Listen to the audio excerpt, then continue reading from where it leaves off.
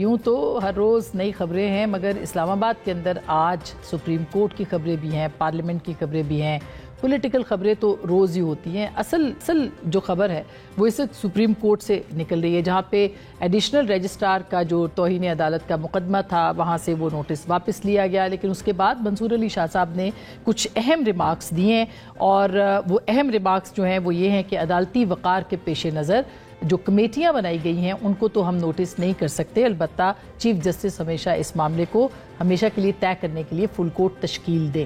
اچھا، اسی معاملے کے اوپر انٹرا کورٹ اپیل میں ایک اور جو عدالت ہے وہ بھی لگی ہوئی ہے، جو کہ 6 بینچز یعنی 6 ارکان پہ مشتمل ہے، اور ان کی طرف سے اس کے اوپر کافی اظہار ناراضی ہوا، اور اس پہ کہا گیا جمال بندوخیل صاحب کی جانب سے کہ کیا چیف جسٹس صاحب جو ہے ان کو توہین عدالت کے اندر اب جو ہے وہ شامل کر دیا جائے گا۔ تو یہ کافی اچنبھے والی بات ہے، یعنی عدالت کے اندر عدالت جو ہے وہ لگی ہوئی ہے، 2 عدالتیں اس وقت بیٹھی ہوئی ہیں، اور دیکھا جائے تو پاکستان کا جو آئینی نظام ہے، پاکستان کا جو عدالتی نظام ہے، اس کے اوپر سوالات اٹھ رہے ہیں، کون کہاں پہ کیا کر رہا ہے، یہ بہت اہم ہوگا جاننا، اور اس کے نتائج کیا نکل سکتے ہیں، اس کے اوپر بھی ہم آج کے اس پروگرام میں بات کریں گے۔ دوسری جانب جو پولیٹیکل سٹوریز ہیں اسی میں اگر آپ دیکھیں پیکا ایکٹ، خیر لیجسلیشن تو اس کے اوپر ہوئی ہے، لیکن پاکستان کی تمام جو صحافتی تنظیمیں ہیں انہوں نے اس کے اوپر احتجاج کا فیصلہ کیا ہے۔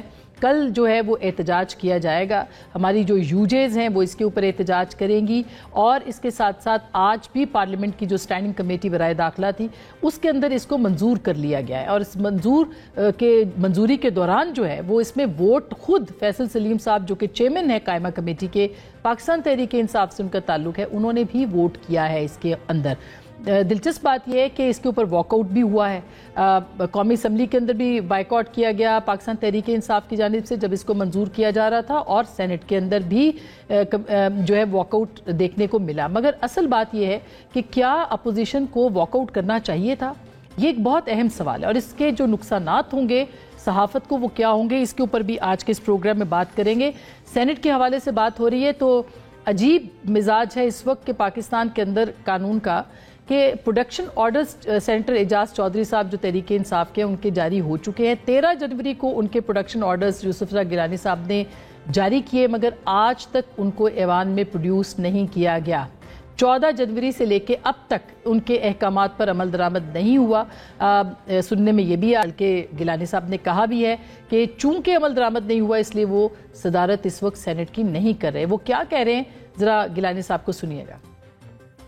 As far as the production order is concerned, since then I am not presiding. نہیں میں preside ہی نہیں کرتا، اس دن سے میں نے preside۔ کیسے چلیں گے یہ معاملات، اس کے اوپر بھی بات کریں گے، اور اس کے ساتھ ساتھ پاکستان تحریک انصاف کے اندر بھی اکھاڑ پھچاڑ ہے۔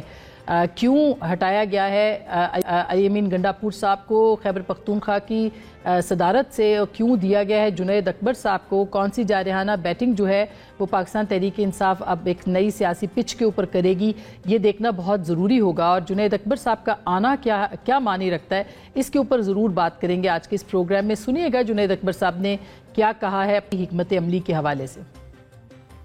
8 فروری کی جو تیاریاں ہیں انشاءاللہ تعالیٰ وہ زور سے کریں گے۔